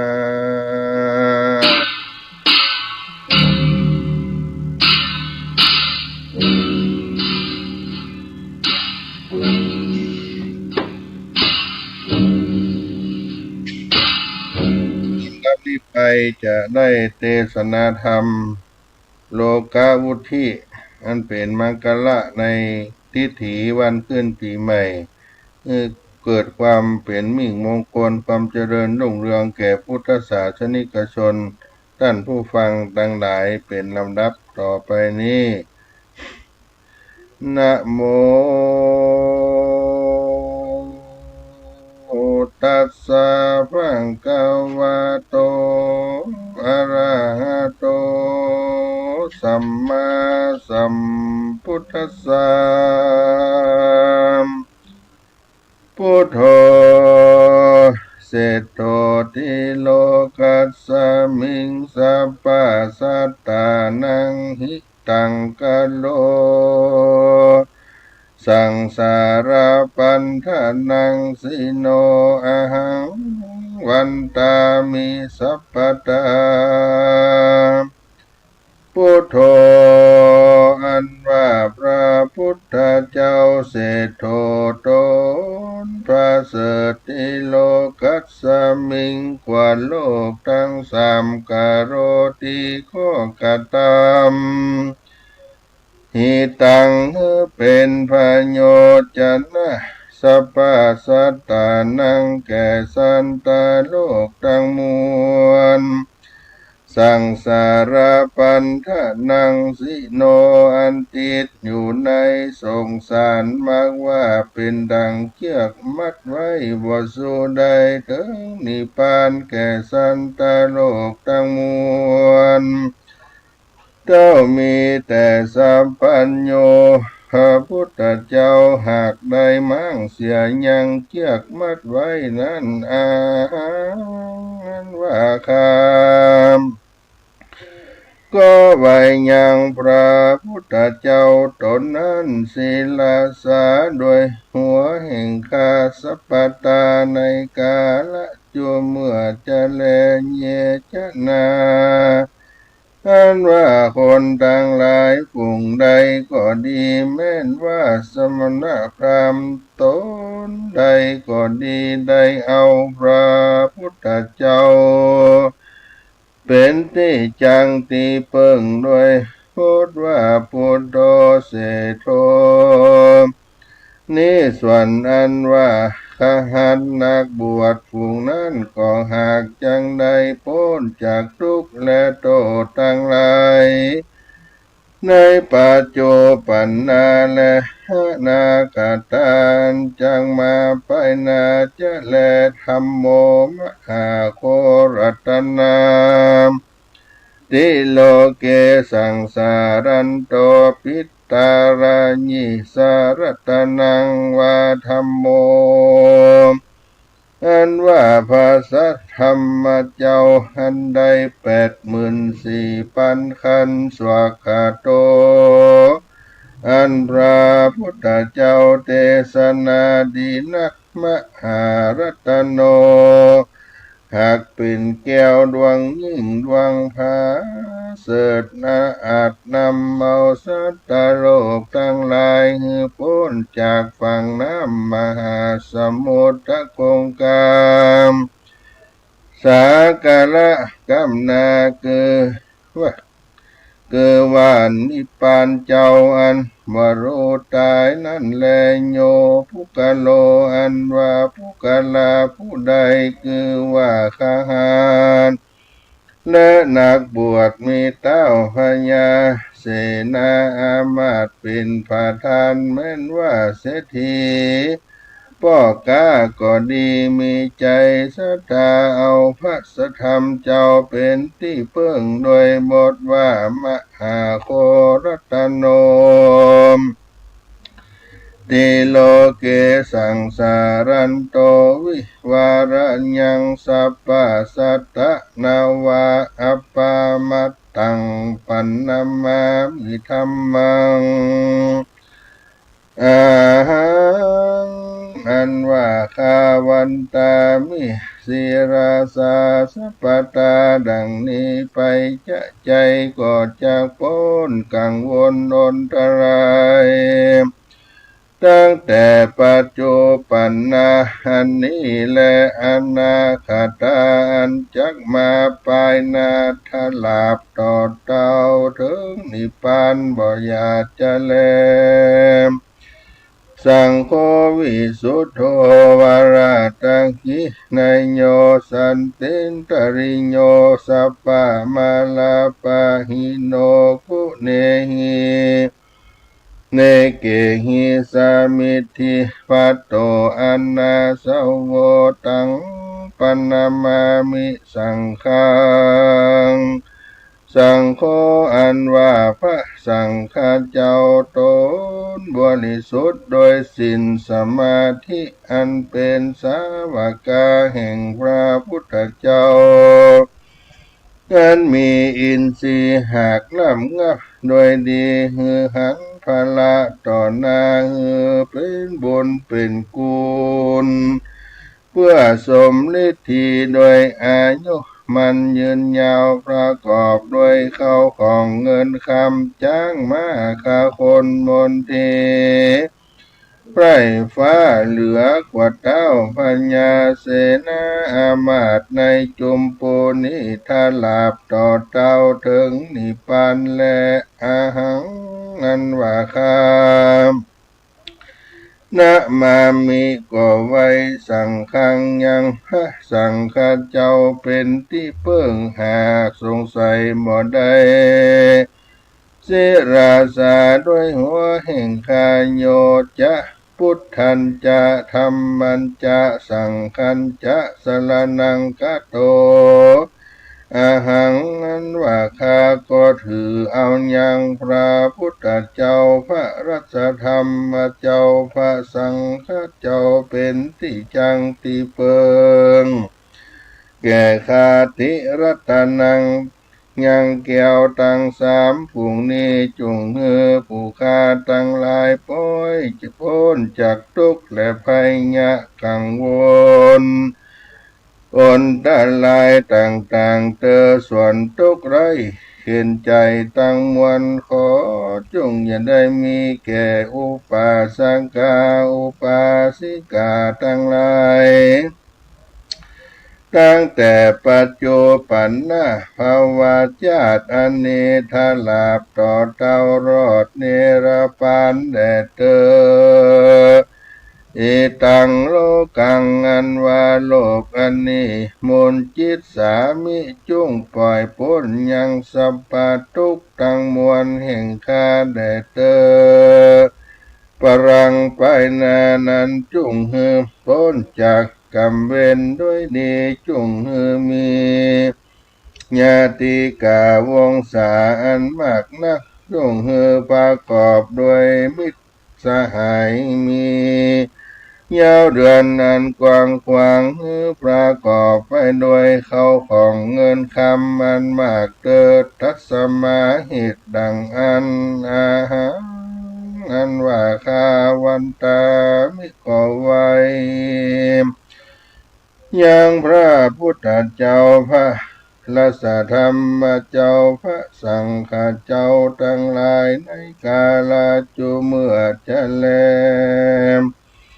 ยะถาอันนั้นและมีสันใดอาหังอันว่าข้าก็ขอเอายังคุณแห่งพระพุทธเจ้าพระธรรมเจ้าพระสังฆเจ้าทั้งหลายเป็นที่จังที่เปิงตั้งแต่ภาวะญาติอันนี้ทลาบต่อเต้ารอดมหาเนรปานเจ้าแลมตะโตทัดแต่นั้นเราจุงหือได้ยังชีวิตจิตใจด้วยอันคาล่ำเปิงถึงใจยังพระธรรมเจ้าพระสังฆเจ้าทั้งหลายผู้นี้ดังลือจุงฮือคาประกอบไปโดยชีวิตและกำลังอันมากนักเติบยะถานั้นและมีสันใดส่วนหันว่าสันตโลกทั้งหลายคือว่ายิ่งใจตั้งมวลอันต้นเตียวไปมาในวัฏสงสารอยู่จะใจจุงหือมีชีวิตยืนยาวจุภาวะจาดบ่ขาดอย่าได้ประมาทให้ทำตั้งมวลจุงมีเตยะทานนั้นและมีสันใดที่มีด้วยแต่แลสีลังอันว่าหัวแห่งคาอย่าได้เจ็บปวดสักเตือสักทีจุงหือได้อยู่ดีอย่าได้เป็นเพียที่โรกาสักเตือจุงจักหือได้พ้นจากเพียที่อันมีในหัวนั่นเตอหัตถะปาตาเมนว่าตีนและมือจุงหือได้ตั้งอยู่โดยดีอย่าได้มียังเปียที่สังภาวะจาตตั้งแต่จาตินี้ทลาบต่อเต้าอนาคตจาติไปนาจุงหือธาราตุธรรม84,000 คันอันพระพุทธเจ้า หากเทศนานั้นเตเยนะรานว่าคนทั้งหลายผู้ใดได้ฟังธรรมคำสอนแห่งพระตถาคตอันชื่อว่าโลกาวุธิยิ่งดวงพาเสริฐนี้ก็หากจังสมฤทธิโดยเข้าของเงินคำแก้วแหวนแสนสิ่งจ้างมาค่าคนนั้นมานักจันแลโลกะวุธิสูตรเจ้าดวงเงินพาเสริฐนี้เตจันนาอันว่าคนทั้งหลายผู้นั้นก็จังประกอบไปด้วยอริยธนาตั้ง7ประการคือว่าศรัทธาทานังศีลทานังหิริทานังโอตตัปปะทานังสุตตะทานังจากะทานังปัญญาทานังเอตังทานังอันว่าเขาของฝูงนี้แลมีแก่ปุกละผู้ใดก็หากจักจำเริญแก่ผู้นั้นจะแลโยปุกโล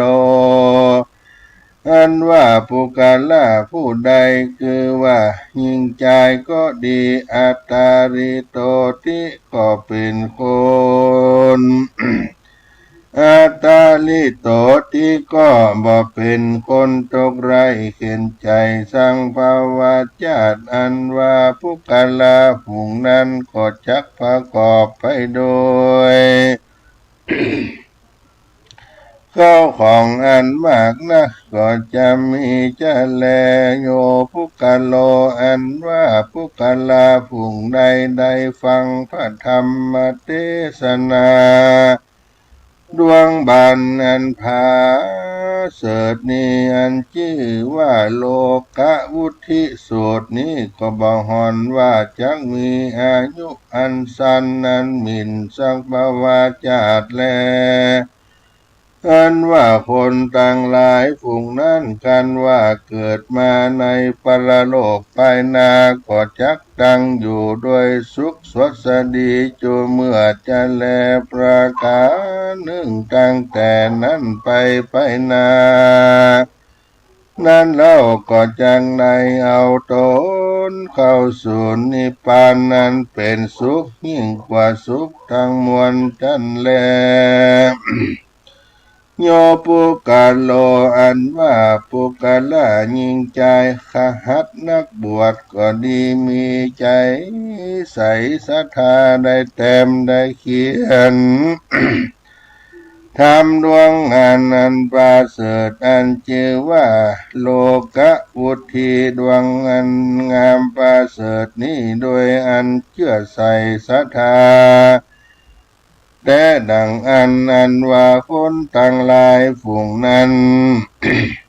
แม้นใดไปเกิดจันฟ้าไปบนก็จังยิ่งกว่าเทวบุตรเทวดาทั้งหลายมักว่าจักประกอบไปด้วยสลีสัมปติยิ่งกว่าเทวบุตรเทวดาพญาอินตาพญาพรหมก็มีแลกันว่าตายจากเทวโลกลงมาเกิดในเมืองคนก็จังประกอบไปโดยสุขอยู่เมื่อจะแลหิโดยมีแต่แล ก็จักได้เถิงสุขอันยิ่งอันพาเสริฐกว่าเต้าพญาตั้งหลายอันมากนักในจุมปูนีบ่อยาจะแลโยนะโรมอันว่าคนฝูงใดได้ถือเอายังโลกาวุธิทำโลกาวุธิอันดวงพาเสริฐนี้เป็นติจังติเปิง โดยบทว่าพุทโธเสทโธติโลกัสสมิงดังนี้จุดข้าเจ้าเอาเป็นกรรมฐานอันว่าคนต่างหลายฝูงนั้นอัตตาริโตตาสีก็บ่จักเป็นข้าศักดิและก็เต้าจักใดเป็นเจ้า แก่ต้านโจภาวาจาดวัฏะโดยมีแต่แลจังเป็นดังเลยและหือพากอบไปโดยสัพพันนารังสีต่างโหปาการจักหือต้านโจมจื่นยินดีแก่เรานั่นจาขออาราธนาพระพุทธเจ้าเทศนาสำแดงยังรัสธรรมเทศนาโลกอุทีดวงพาเสดเนื้อแจ้งแก่ผู้ข้าตั้งหลายแด่เติบสัทธานว่าสัพพัญญูพระพุทธเจ้าอาหาก็กล่าวคาถาว่าญาติตังสุขขังโลเกปัจจขังเมภาวิสติสัพเพเตนะกุสเลนะมายังสวัมหาเสดังนี้ภิกขเวดุราภิกขุทั้งหลายญาติตังมากว่ายังอีตังผู้กาโลหันว่าผู้กาลาผู้ใดมาใกล้ถึงสุขในโลกนี้และโลกภายหน้าจริงขอโดยกรรมว่าปัจจาคังก็จักปงลงยังตนและใจแห่งกาเพื่อฮือเข้าสู่นิพพานอันพ้นจากสงสารตั้งมวลก็คือภัยยะในอบายตั้งสี่และภัยยะอันมีในโลกนี้ก็ดีภัยยะแต่โจรตั้งหลายมีเต้าพญาเสนาอามาตย์เป็นต้นคือว่ามากุบจริงเอาเข้าของเงินคำจ้างมาฆ่าคนก็ดีก็หากเป็นโจรจำพวกหนึ่งคือว่าโจรแต่ผีกะผีเพื่ออันกำจัดยังชีวิตนั่นแลจำพวกหนึ่งคือว่าโจรแต่ไฟไม่ห่อเรือนหือชิบหายนั่นแลจำพวกหนึ่งโจรแต่ลักและต่ออันไปถูกต้องนั่นแลจำพวกหนึ่งโจรแต่เสื่อนน้ำมันปักตินมือหือใกล้หือปองหือลำบากจำพวกหนึ่งโจรแต่นางคานตะเลิกไปบนอันมาคมคงจะตานั่นแลจำพวกหนึ่งโจรแต่เจ้าจนบทอันจักมาคาหือตายนั่นแลจำพวกหนึ่งโจรแต่คนนั้นมากระทำทำบ่ใจทำคำสอนพระพุทธเจ้ามักว่ากระทำของอันผิดแต่มาสอนหือตกอเวจีนรกนั่นแลจำพวกหนึ่งโจรอันบ่ใจปุริสาผู้ดีงามมากนักมากว่าอวดอ้างยอตนรู้ว่าลวกนั่นที่แต่หากบ่รู้สั่งเป็นดังอัญญาทิฏฐิต่างหลายนั่นแลบ่เต้าแต่นั่นสิ่งเดียวคือว่าโจรแต่จ้างม้าร้ายงัวควายร้ายหมูหมาไก่ร้ายก็ดี โจรแต่งูจักเข็บแมงป่องต่อแตนตั้งหลายก็หากเป็นโจรเสียงแลผู้กะโลอันว่าผู้กาล่าผู้ใดมาไข่พ้นยังโจรตั้งหลายฝูงกล่าวมานี้หืนใดจำเลือนสังว่าสวัสดิใหญ่ด้วยคาถาดังนี้สัตตรัตนาสัมปันโนสามิธินามะเตจนาดังนี้ไปจะใจเธอก็หากจังใดอยู่ด้วยอายุมันยืนยาวในภาวะอันนี้แหละภาวะไปนาทลาบต่อเต้ารอดมหาเนรปานบ่อยากจะแลประการหนึ่งบุคลาผู้ใด ให้พ้นจากทุกข์หือใดถึงสุขในชาตินี้และชาติหน้าหือจำเริญคาถาอันชื่อว่าญาติตังสุขโต สุขังโลเกปัจจขังเมภาวิสสติญาจามิสังกาเตหิไมหังอิทธาราวารังอิทธาวารังดังนี้ไปจะใจอย่าฮือหลงลืมเตอก็หากจังใดพ้นจากจนร้ายตั้งมวลฝูงนั้นจะแลสัจเจปุญญะคะยังตัสสะตุมหังปุญญังไมหังหิวาสปเปเทนะกุสเลนะมายังตัสสะสะตะตัมหิเสดังนี้แม้นว่าผู้ใดมีบุญสมปานหากใดหอบยับมาแต่ก่อนก็บ่หอนว่าจังใดต้องโศกทุกข์ทั้งมวลสักภาวะญาติก็เต้าว่าจังพากอบไปด้วยเขาของเงินคำจ้างมาคาคนนั้นมากนุตั้งได้กินได้กระทำบุญไปจะใจตุมเหอันว่าต้านตังลายอันบุญหากใดกระทำมาแล้วด้วยกาถาว่าบุญแห่งข้าก็ดีอันว่าศีลแห่งข้าก็ดีอันข้าหากได้รักษาในกาลบัดนี้จงเฮือเป็นอุปาณิสัยกำจูต้านตังลายในชาตินี้และชาติหนาทลาบต่อเต้ามหาเนลาปานจะแลสะเปเตนะกุสเลนะด้วยบุญอันต้านตังลายได้กระทำมานี่แลเมื่อวันก็ดีเมื่อคืนก็ดีจุงฮือใดคุ้มขังรักษาจะนาต้านตังลายตั้งแต่ปัจจุบันนะอันนี้และอนาคตอันจังมาไปนาเตอเยปุญเยนะอันว่าบุญตังหลา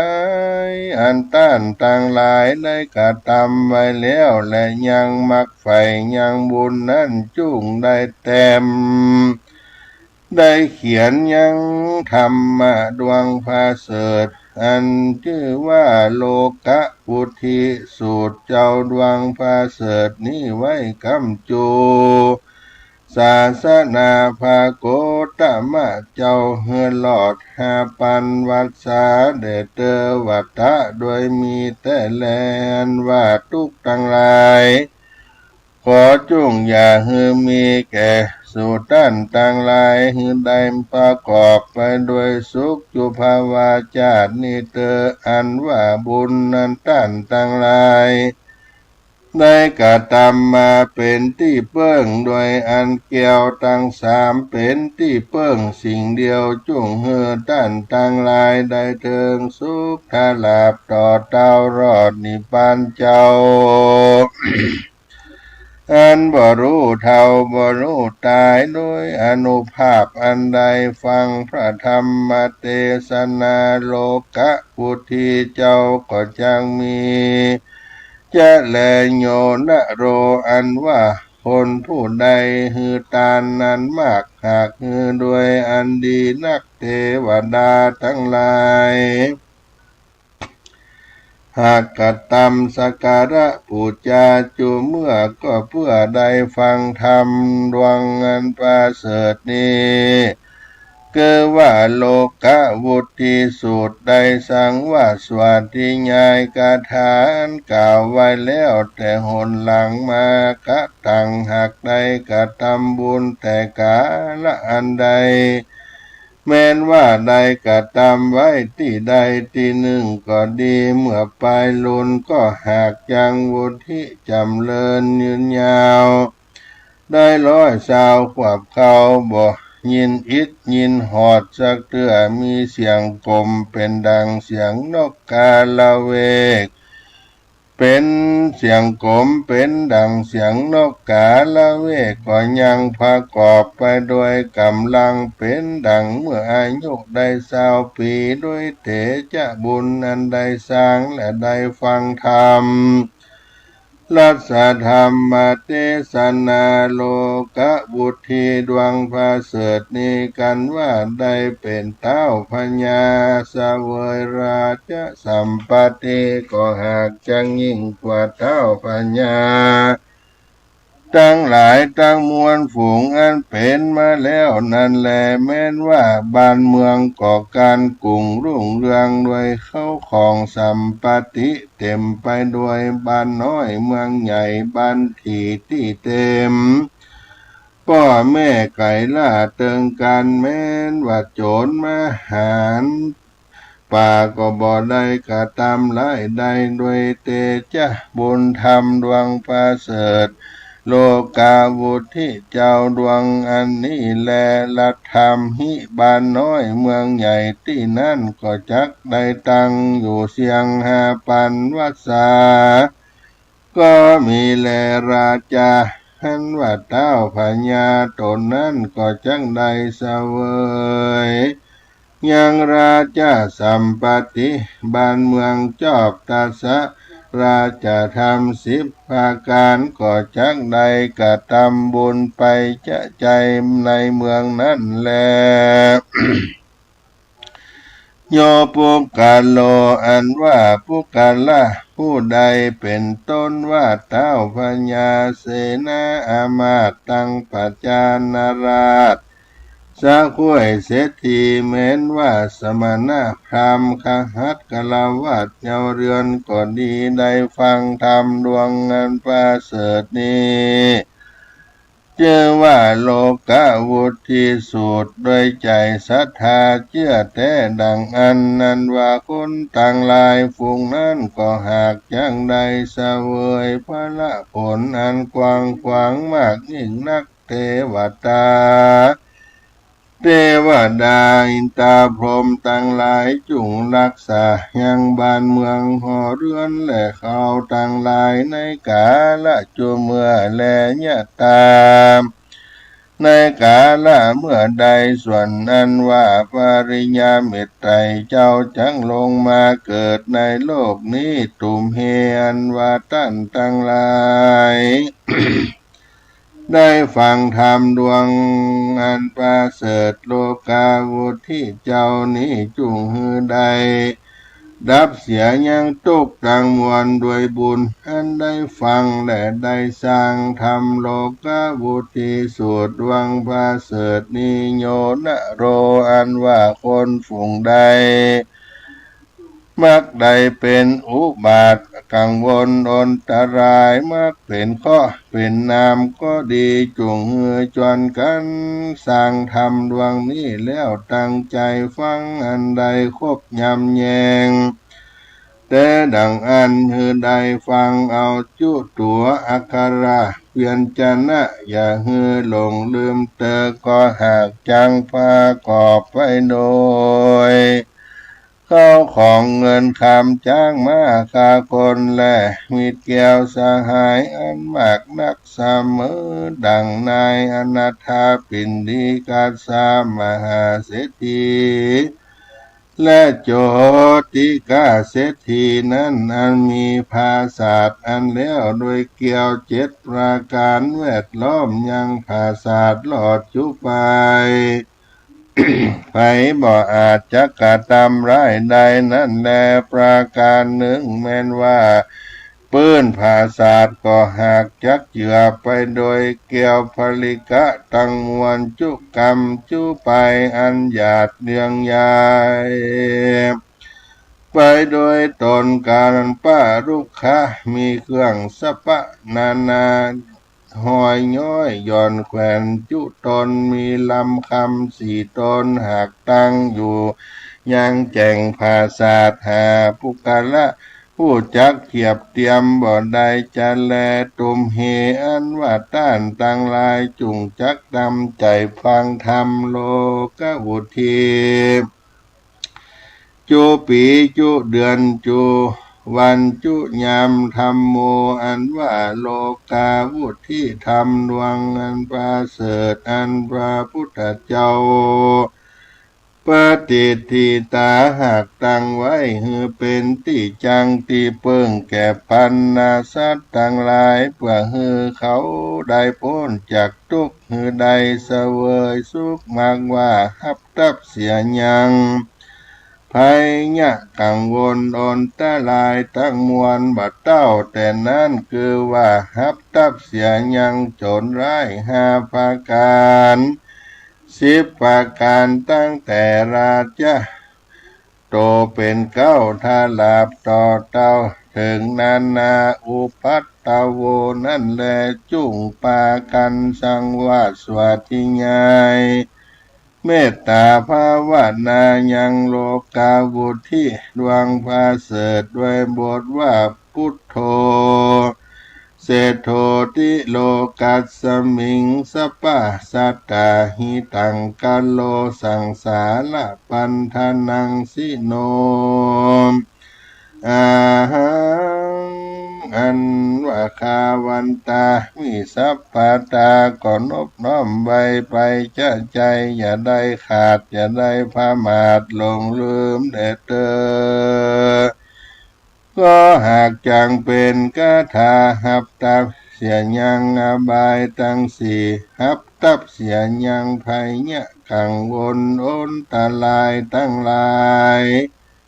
ตุติญาบททวน2ญาติตังญาโตสุขังโลเกปัจจขังเมภาวิสสติญาจามิเตวรังสกาเตหิไมหังอิทธา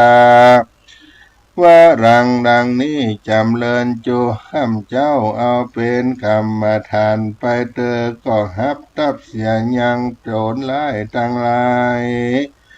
และก็ฮับตับเสียยังอบายทั้ง4มีนรกเป็นตนตาติญะกาถาอันทวน3ว่า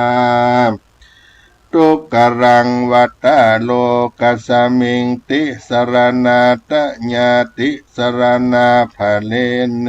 วรังสุขังอนุภาวะโตติดังนี้ฮือจำเริญสวดที่ญาจุข้ามเจ้าเอาเป็นกรรมฐานเมตตาภาวนาไปใจ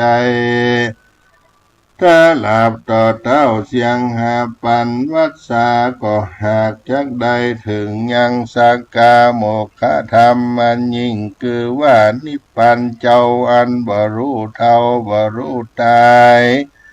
คือว่ายิ่งกว่าสุขตั้งมวลจะแลปันดิโตอันว่านักผาดเจ้าตั้งหลายฝูงมีปัญญามีพระพุทธเจ้าเป็นเขาเป็นประธานเมื่อเจ้าสร้างโพธิญาณสมปันตั้งมวลวันนั้นเจ้าก็บ่หอนละเสียยังโลกวุติสูตรอันนี้สักประวัติจาดและสืบกันมาก็เพื่อว่าฮือไว้โพดสัตตโลกตั้งมวลมากว่ากลัวสัตตโลกตั้งหลายลงต่างเสียบ่ได้สู่มังฟ้าและนิพพานเจ้าจึงกล่าวคาถาอันนี้ฮือได้ปูจาฟังสังว่าสวัสดิญาเมตตาภาวนาเพื่อฮือฮับตับเสียยังหนทางอบายภูมิตั้งสีและโยนาโร อันว่าผู้กาละผู้บรู้อักขระพยัญชนะสักตัว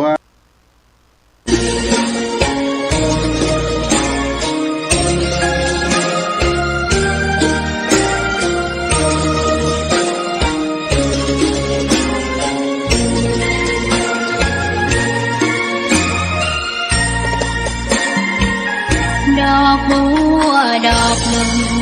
ตึงใจไว้เพื่อบูชาแด่องค์พระศาสดาสัมมาสัมพุทธเจ้ามีความงามเหียบไม่เปรียบเทียบเขาเทียบเราใครมองไม่งา